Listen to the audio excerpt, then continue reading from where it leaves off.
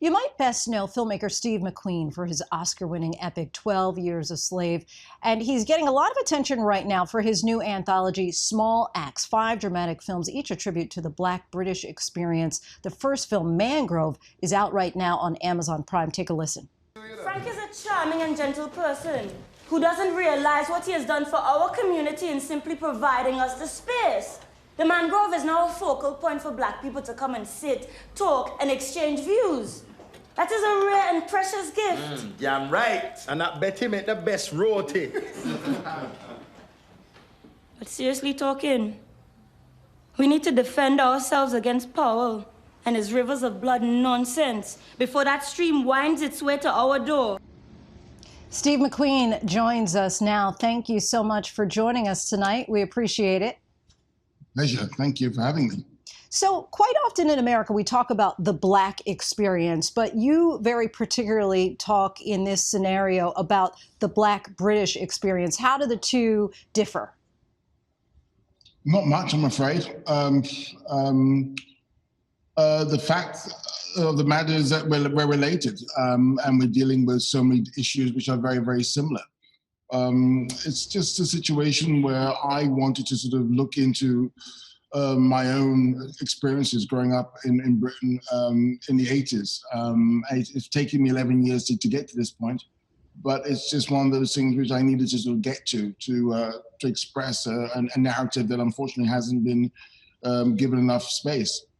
And talk to me about the importance of these films being released now. You yourself have said that you didn't know about some of these stories until 15 years ago. I know production began pre-pandemic and pre-modern civil rights movement, but the topics certainly feel very relevant. Why is it important that these stories are told, and why now? Well, it's an ongoing situation, as we all know. These are stories which have been, in a way, swept beneath the carpet. I mean, what you know, I imagine, of the UK as far as a certain kind of history is, the royal family and Sherlock Holmes and whatnot. But what has actually been going on within sort of recent British history is how people from the West Indian community have been treated and held back. We Black people in the UK have been immensely influential politically, socially, and culturally in a way that can never be reversed, can never be turned back. And all I wanted to do was sort of bring those stories to light, to the public. Now, when the first two films debuted at Cannes, you dedicated them to George Floyd and other Black people who have been murdered, seen and unseen. How has this year's racial reckoning since George Floyd's death affected you? And do you see Small Acts in a different light?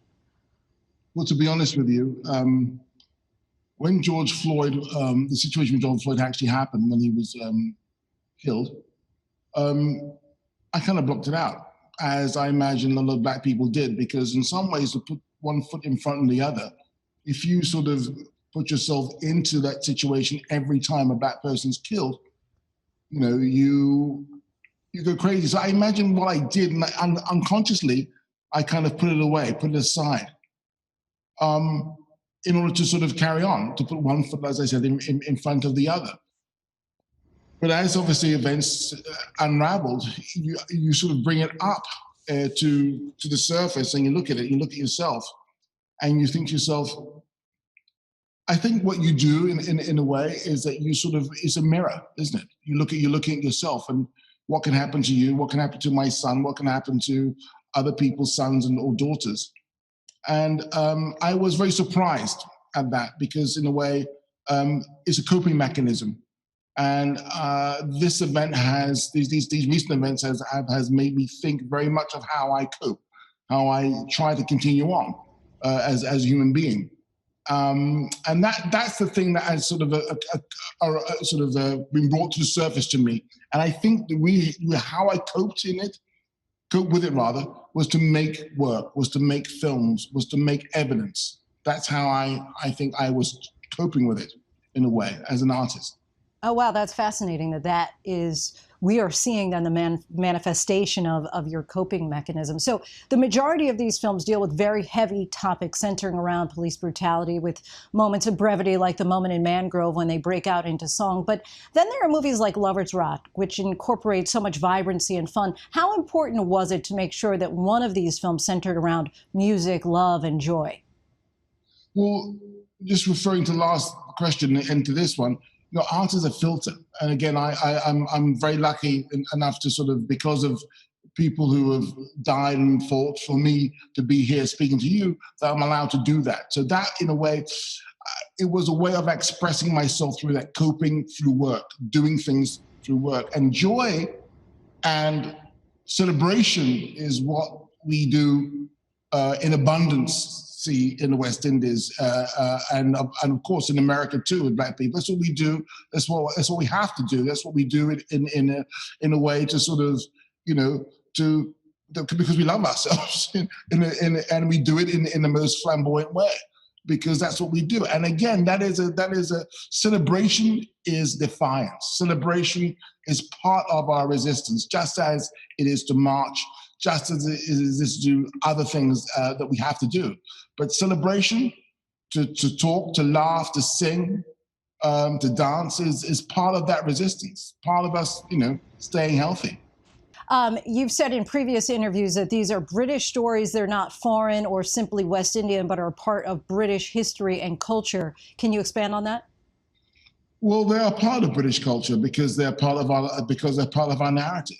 They're part of, like I said, you could sort of stitch us in with with any current event in history. We've been there. We've fought wars. We've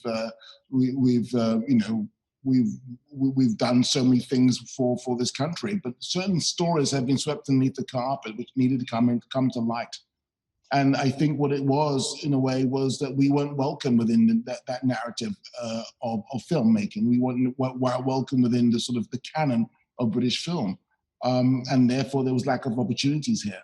And as you know, a lot of actors had gone to the United States to pursue their careers because they just weren't getting the opportunities here. So these are British films, and it's celebrating British history. And again, it's about justice, and that's what we do. We celebrate an idea of justice and right beating wrong. And these films are feature-length movies that could be released in theaters, but are being released on a streaming platform. With theaters closing around the world, is going to movies, do you think that that's a thing of the past, or are you optimistic about their future?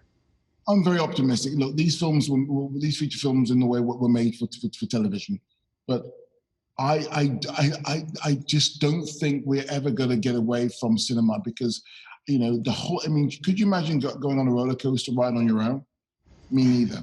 So the whole idea of going to the movies, we love collective viewing. We love it. That laughter, the oohs and the ahs.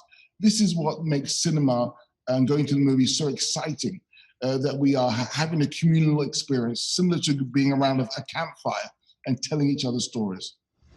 Sir McQueen, thank you so much for your work, and thank you for joining us tonight. My absolute pleasure. Thank you. Hi, everyone. George Stephanopoulos here. Thanks for checking out the ABC News YouTube channel. If you'd like to get more videos, show highlights, and watch live event coverage, click on the right over here to subscribe to our channel. And don't forget to download the ABC News app for breaking news alerts. Thanks for watching.